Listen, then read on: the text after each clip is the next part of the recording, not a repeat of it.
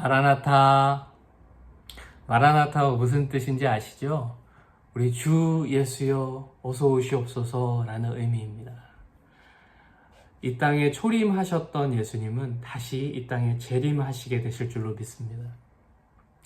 여러분, 히스토리는 역사죠. 히스토리는 그의 이야기예요. 히스 스토리예요. 그럼 그는 누구인가요? 바로 우리 예수님이세요. 예수님께서 이 땅에 다시 오시면 역사는 끝이 나고 마는 것입니다. 그리고 영원한 삶이 기다리고 있다는 거예요. 천국이냐 지옥이냐의 삶이 기다리고 있습니다. 그런데 예수님께서 이 땅에 다시 오실 그런 히스토리가 끝날 날이 얼마 남지 않았다는 거예요. 우리가 성경 말씀을 읽고 이 세상에 되어지는 일들을 바라보면 그걸 알 수 있습니다. 그러나 그 때와 시간은 아무도 몰라요. 그걸 얘기하는 사람은 다 잘못된 사람이고 이단이다라는 거예요. 우리가 성경 말씀에 기초해서 우리가 사실들을 다 분별하면서, 그러나 우리는 빛의 자녀들이기 때문에 예수님 다시 오실 날이 얼마 남지 않음을 우리가 또 기억하며 오늘 하루를 또 깨어서 거룩한 또 신부의 삶을 살아가야 한다는 사실입니다. 오늘도 주님과 동행하시며 다시 오실 주님을 기다리시며 기뻐하시는 삶을 살아가시기를 간절히 기도드립니다. 제가 기도하고 오늘 말씀 시작하도록 하겠습니다. 하나님, 그렇습니다. 이 마지막 시대에 우리가 정말 거룩한 신부의 삶을 살아가기 원합니다. 우리 스스로는 할 수 없음을 고백합니다. 성령님, 오늘도 우리 가운데 거룩함을 회복시켜 주시고 주님 우리 손 붙잡고 주님과 동행하며 정말 하나님의 뜻을 이뤄가며 다시 오실 주님을 기다리며 기대하는 삶 살아가게 하여 주시옵소서. 이 시간 우리에게 말씀하실 하나님을 기대하며 감사드리며 예수님의 이름으로 기도드립니다. 아멘. 네, 지난번 영상에서 요한복음 1장을 나눴죠. 이 시간에는 2장을 통해서 함께 은혜를 나누고자 합니다. 오늘 요한복음 2장에서는요, 예수님의 첫 번째 기적이 기록되어 있습니다. 예수님께서 갈릴리 가나라는 곳에 결혼잔치에 초대받아서 가시게 되었어요.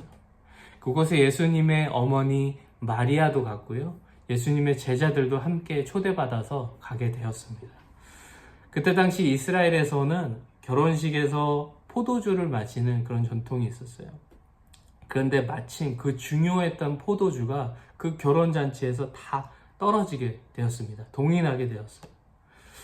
그때 예수님의 어머니 마리아는 예수님께 이 사실을 말하게 돼요. 그리고 간구하게 됩니다.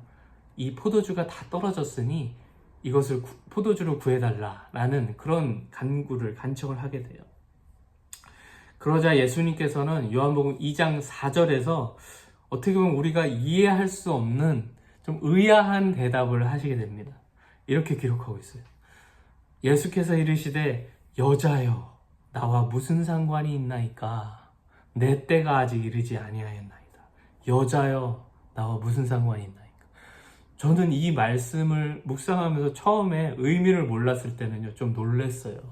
왜냐하면 아들이 어머니에게 버릇없어 보일 수 있는 여자여, 나랑 무슨 상관이 있나이까? 그렇게 읽었어요. 그러나 제가 목사님들의 설교를 듣고 또 주석을 찾아보면서 그 의미를 알게 됐어요.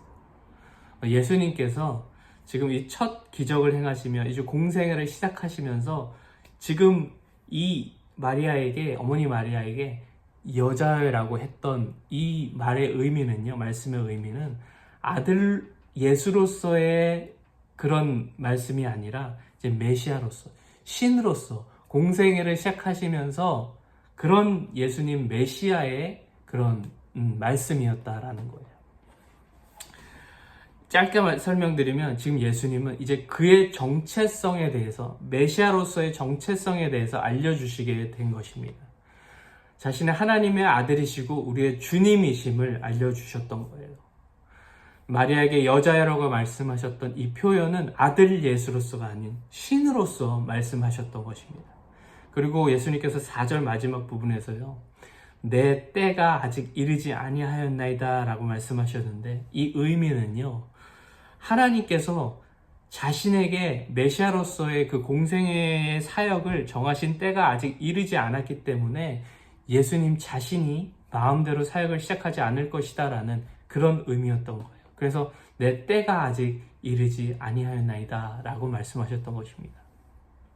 예수님은 하나님의 아들임에도 불구하고 항상 아버지 하나님의 뜻에 순종해서 그 때를 기다리셨던 것입니다. 그러나 그럼에도 불구하고 하나님의 뜻이 있으셨겠죠.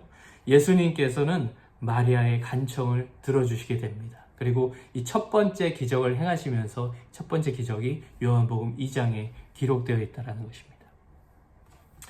마리아는 이제 그 혼인잔치집의 하인들에게 예수님께서 시키시는 그대로 하라라고 얘기해 주시게 돼요. 그러자 예수님께서 그 하인들에게 이렇게 말씀하시게 됩니다. 항아리에 물을 채워라.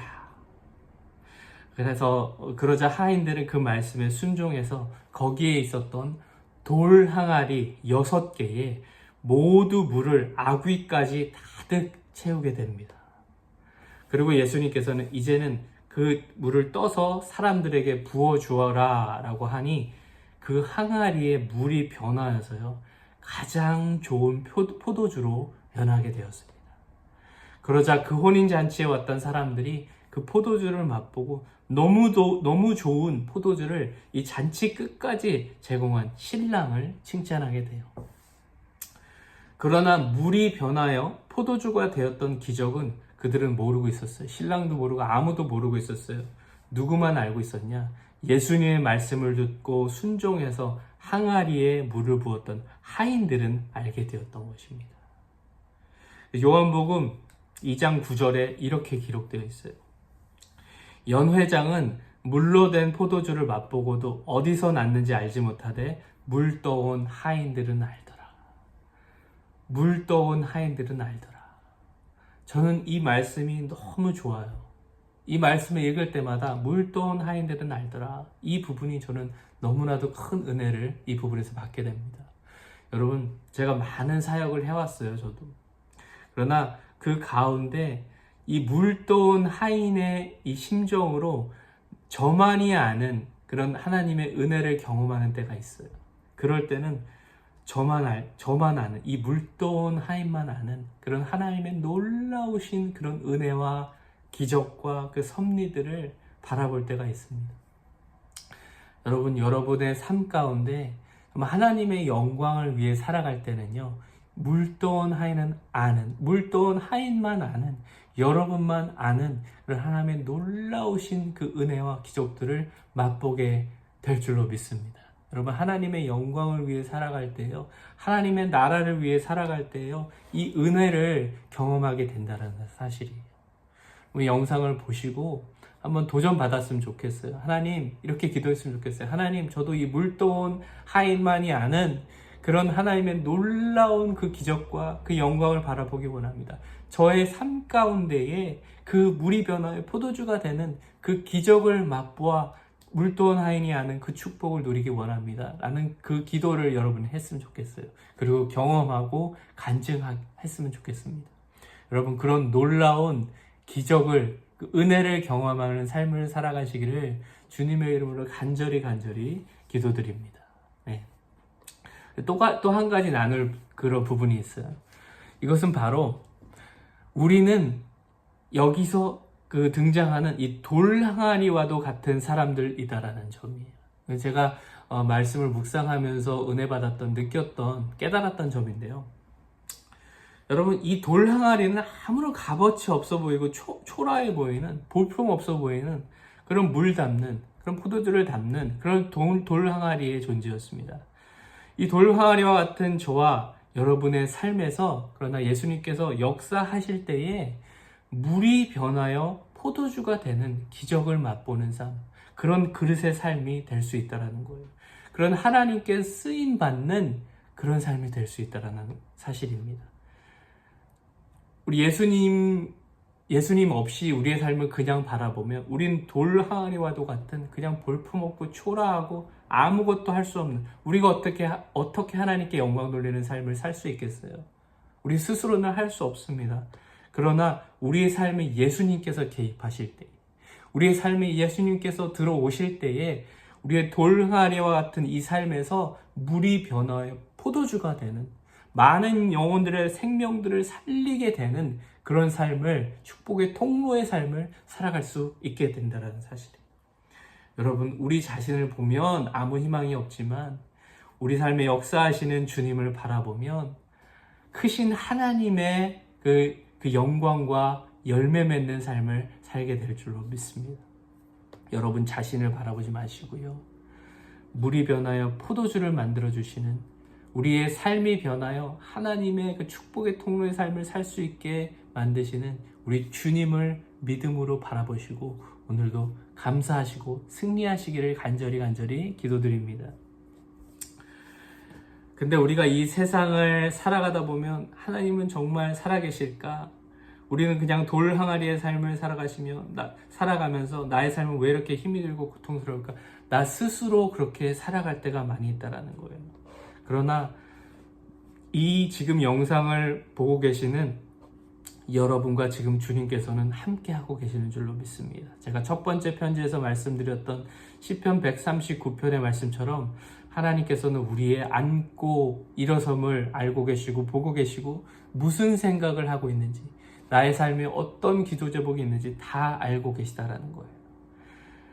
그리고 우리를 도와주시고 회복시켜 주시기를 원하신다라는 거예요. 우리의 돌 항아리와 같은 삶 가운데 물이 변하여 포도주와 같은 삶을 우리를 역사해 주시기를, 우리 삶 가운데 기적을 베풀어 주시기를 원하신다라는 거예요. 그런데 그럴 때 우리가 할 일이 있어요. 그것은 바로 무엇이냐? 믿음으로 순종해야 된다라는 거예요. 순종하는 일이 우리가 해야 할 일이에요. 하인들이요, 예수님의 말씀을 믿고 물을 항아리에 가득 순종해서 채운 것처럼 이해되지 않았지만 물을 항아리 가득 채우는 그 순종의 모습을 보였을 때 기적을 경험하게 되었다라는 거예요. 우리에게 필요한 것은 믿음으로 순종하는 결단이 필요한 거예요.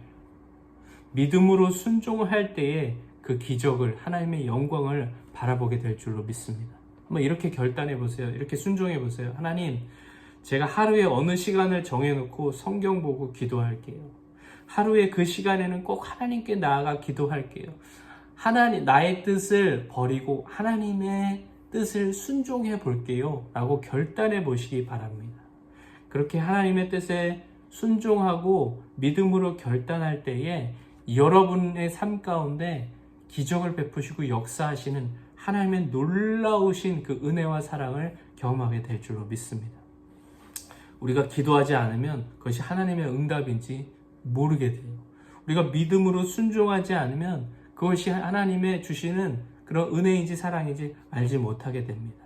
그러나 믿음으로 순종하고 기도할 때에 이것이 하나님의 은혜임을, 하나님의 축복임을 깨달아 알게 되고 그것을 감사하며 살아갈 수 있게 된다는 것입니다.